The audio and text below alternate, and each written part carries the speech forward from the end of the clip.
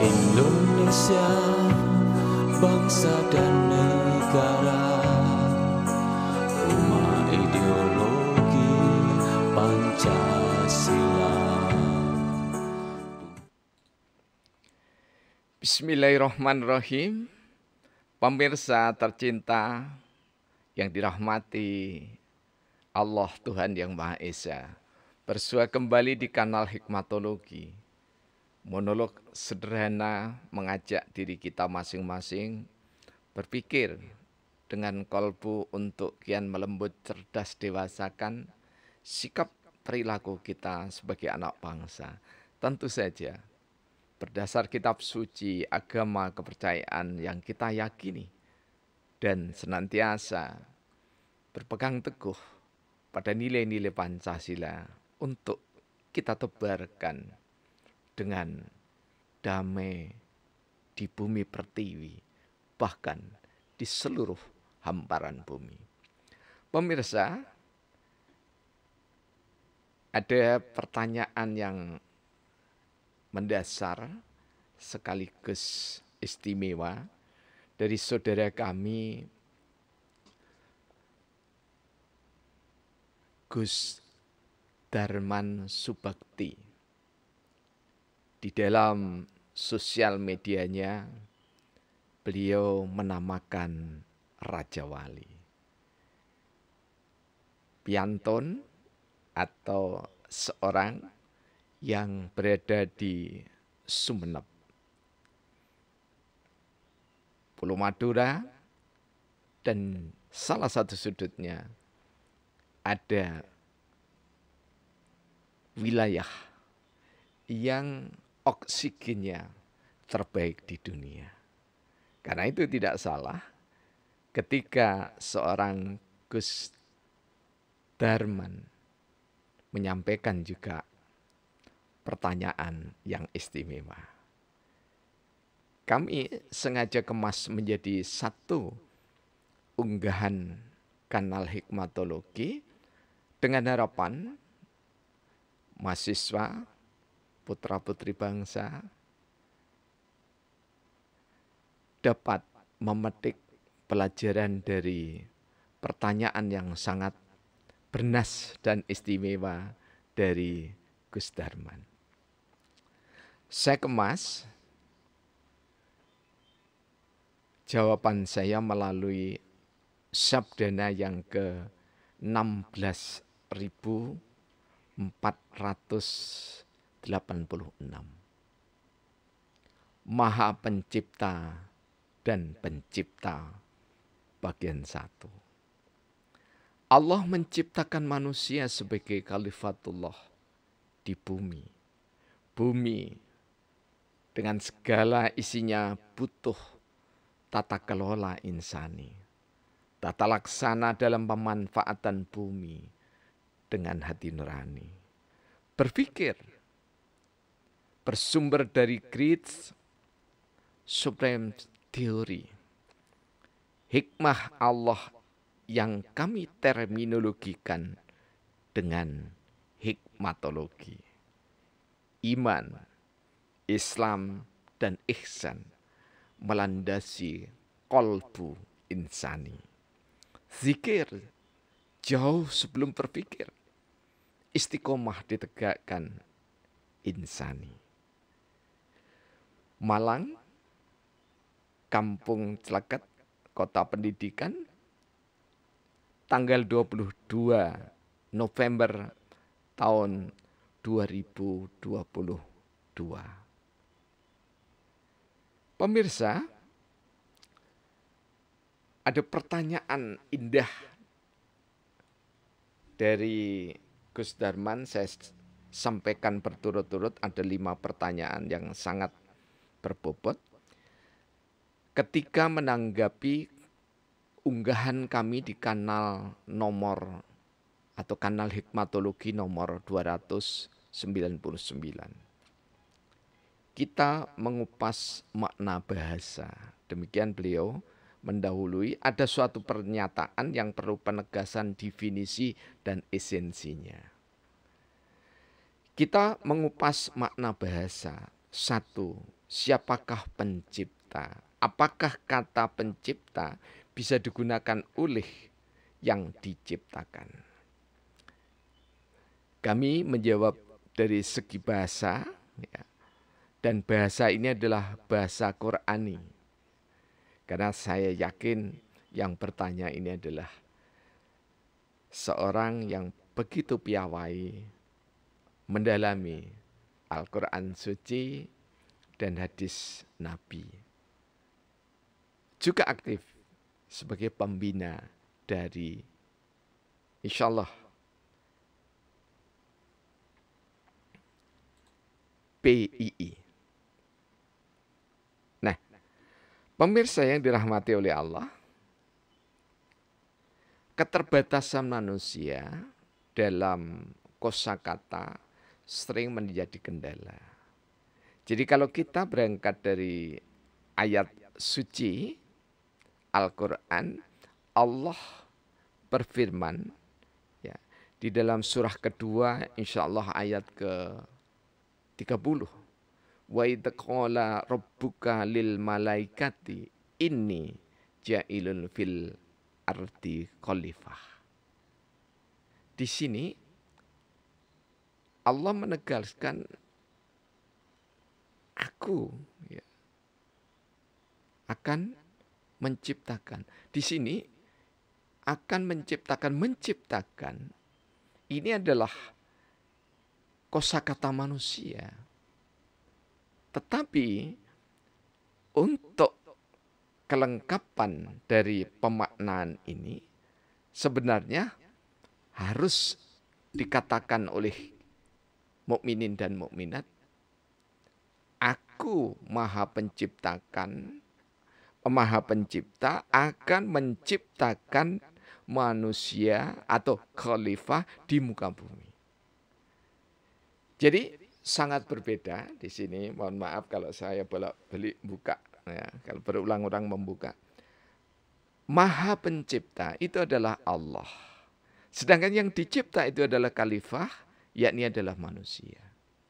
Maha pencipta tidak butuh apa-apa untuk menciptakan. Dan tidak butuh sekutu untuk menciptakan. Tidak butuh bahan. Sementara yang dicipta, yakni adalah khalifah, yaitu manusia tapi tepatnya secara umum, pencipta. Manusia sebagai pencipta yang berkarya, membutuhkan wahana, wadah, membutuhkan bantuan, membutuhkan piranti, alat-alat, membutuhkan sesama untuk membantu, membutuhkan lebih dari segalanya Allah. La haula wala quwata illa billahil aliyil azim. Jadi seorang mukmin senantiasa akan terus-menerus berupaya untuk meyakini bahwa apa yang dilakukan itu adalah semata-mata menuju ridhonya Allah dan atas kekuatan atau daya dan kekuatan dari Allah Subhanahu wa taala. Nah, kemudian yang kedua, Quran 2:269 ditujukan kepada siapa? Jadi Al-Quran ayat atau surat kedua Al-Baqarah ayat 269 tentang hikmah itu ditujukan kepada siapa? Kalau kita membaca, maka di sini sudah jelas. Tu'til hikmata mayyasha. Jadi Allah memberikan hikmah kepada siapa saja yang dikehendaki. Karena bisa kalau kita membuka-buka terus Al-Quran dalam tafsir-tafsir para mufasir itu, hikmah itu diberikan kepada Nabi, kepada Rasul, kemudian kepada manusia secara umum. Dan manusia nanti terbagi-bagi. Hikmah yang diberikan pada orang-orang yang istilahnya Imam Ghazali itu khawas bil khawas. Ya. Jadi orang yang khusus di dalam kekhususan. Wali-wali Allah yang sangat mulia. Kemudian hikmah itu diturunkan juga kepada orang awam. Ini nanti insya Allah mudah-mudahan bisa bersambung ya tentang hikmah itu sendiri. Jadi hikmah yang kami maksudkan di kanal hikmatologi ke-299 itu ditujukan kepada manusia. Ya, dan insya Allah beliau Gus Darman ini sudah meniti jalan hikmah. Esensi Pancasila ditujukan untuk siapa? Apakah Pancasila kedudukannya lebih tinggi dari norma agama-agama demi persatuan bangsa? Jawabnya, Pancasila itu ditujukan kepada seluruh rakyat Indonesia, terutama bahkan orang-orang yang menyinggahi Indonesia. Mengapa? Karena ada etika, ada tata krama di dalam Pancasila. Bahkan kalau saya mengatakan sangat ingin, seperti Soekarno menginginkan, meniatkan Pancasila itu harusnya dimiliki oleh seluruh anak bangsa di dunia. Sehingga meninggalkan seluruh isme-isme berpedoman kepada Pancasila. Nah kemudian Pancasila itu apakah kedudukannya lebih tinggi dari norma agama? Tidak. Ya. Jadi kita tidak bisa mengatakan bahwa kedudukannya lebih tinggi atau lebih rendah. Tetapi kita bisa mengatakan bahwa pemanfaatannya. Ketika Pancasila dimaknai sebagai salah satunya ketuhanan yang Maha Esa, ibadah mahdo, maka orang-orang yang mengamalkan Pancasila adalah orang yang berpedoman kepada kitab suci masing-masing agama dan kepercayaan.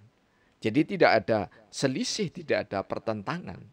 Karena ketika kita orang mukminin mukminat dan saudara-saudara kita yang Nasrani, kemudian yang Hindu, Buddha, Konghucu, penghayat kepercayaan atau kebatinan, ya, itu menjalankan agamanya, maka dia mengamalkan sila yang pertama. Kalau begitu, kedudukannya seperti apa? Ya tentu saja ketika kita mengamalkan agama, kedudukannya yang tertinggi. Tetapi ketika mengamalkan agama atau sholat itu, kalau bahasa saya sholat politiknya, sholat itu dibawa ke ranah bangsa dan negara, kita mengamalkan Pancasila. Jadi Pancasila itu justru kalau di dalam ta'aful, ya, jadi di dalam keridhaan dari Syekh Rois Akbar Nahdlatul Ulama, beliau menghatamkan Al-Quran 3 hari berturut-turut, istikharah 3 hari berturut-turut dengan membaca atau di ayat, mohon maaf saya lupa, di ayat yang ke-100 sekian dibaca terus-menerus, ya, sampai ratusan kali. Puasa baru menerima atau tidak Pancasila itu. Jadi Pancasila melalui riyadhah seorang syekh yang sangat mumpuni, yang sangat piawai, yang sangat cerdas. Inilah ijtihad politik, ijtihad ideologis, ijtihad Welstanschauung, ijtihad way of life, ijtihad philosophisch Grundslag, atau lebih tepatnya kalau saya hikmatologis Grundslag, yaitu Pancasila. Jadi Pancasila atau lebih tepatnya yang baik tidak bisa ditabrakkan dengan yang baik. Seperti kita memakai busana begini. Bisa dipakai warnanya bertabrakan, tetapi tidak untuk saling menistakan. Nah, pemirsa, kemudian siapakah yang menciptakan alam semesta termasuk bumi? Tentu saja, ya, Khalifatullah fil ard tadi itu adalah Allah. Yang maha pencipta, bukan pencipta. Ini kesalahan, bukan kesalahan, tapi ini adalah keterbatasan kosakata bahasa kita, bahasa manusia. Karena itu Rasulullah bersabda di dalam Sahih Bukhari, Muslim, Tirmizi, An-Nasai, Ibnu Majah, sampai dengan Malik Ad-Darimi, insya Allah beliau bertutur, "U'titu jawami al-kalimi." Aku diberikan kalimat padat, penuh makna, teristimewa. Kemudian mufasir dan muhadisin Malaysia tahun 1996 ya, itu mengatakan yang dimaksud utitul jamami al-kalimi itu adalah Al-Quran was sunnatur rasul. Karena di dalam hadis Imam Al-Baihaqi dikatakan bahwa Al-Quran itu ketika kalian kaji, maka keajaibannya, keistimewaannya, karena mukjizat, tidak pernah akan selesai kamu pelajari. Demikian juga ayat-ayat semesta Allah, bumi, langit, dan seluruh isinya termasuk yang gaib, tidak pernah akan selesai dipelajari oleh anak manusia. Dan yang terakhir, jika anak bangsa meminum air Pancasila dan ada di bumi Pancasila, apakah Pancasila sepadan dengan Tuhan? Ya. Kalau tidak, apakah esensi Pancasila? Kalau kita mengatakan Pancasila apa sepadan dengan Tuhan? Ingat bahwa Tuhan itu beda dengan Allah. Ya. Di ayat yang lain Allah mengatakan, tahukah kamu orang yang mempertuhankan hawa nafsunya? Mempertuhankan, bukan mengallahkan, mohon maaf. Beda sekali. Jadi Allah Al-Ahad, tapi Tuhan tidak. Tuhan itu bisa macam-macam. Bisa harta benda, bisa tahta, bisa partai politik, bisa organisasi, bahkan benda-benda pun bisa dipertuhankan oleh manusia. Tetapi Allah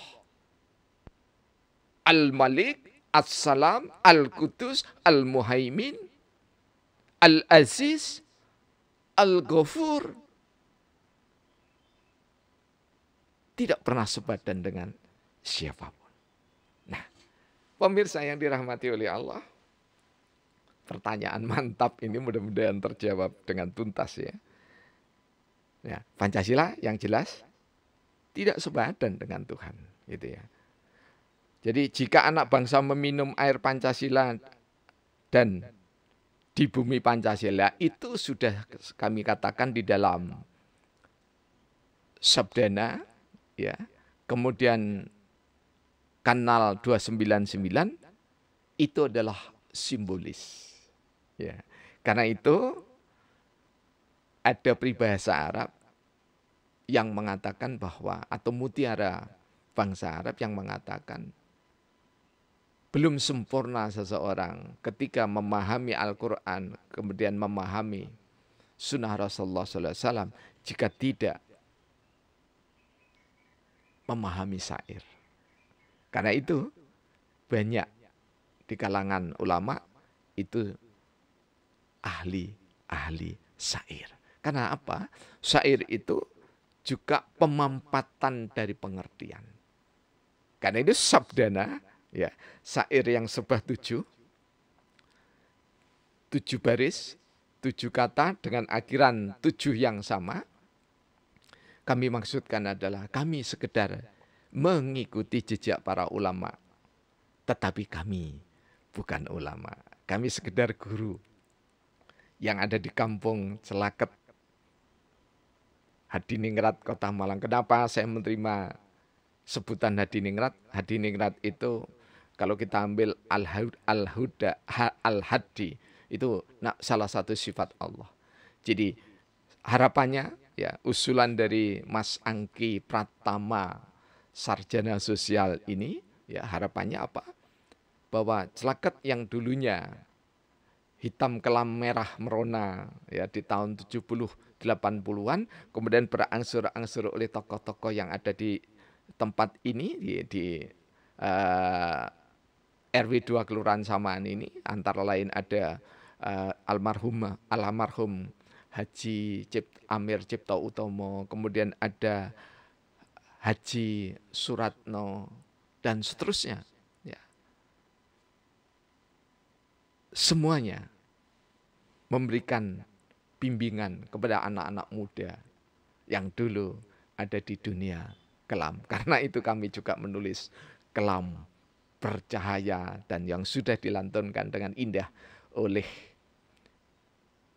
Gus Abdul Manan yang nama kerennya saya sebut dengan nama keren beliau yakni adalah Ahmad Megalamo Al-Tubani kalau di lagu-lagu kami yang sudah kami unggah. Pemirsa yang dirahmati oleh Allah, mudah-mudahan jawaban kami yang lebih kami khususkan kepada pertanyaan dari Gus Darman, Sang Raja Wali, tidak saja bermanfaat bagi sang penanya, tetapi juga bermanfaat untuk adik-adik kita, anak-anak kita, mahasiswa, dan generasi muda pada umumnya. Terima kasih. Semoga bermanfaat. Tuhan senantiasa hadir memberkahi kita semuanya. Alhamdulillahirrabbilalamin. Yang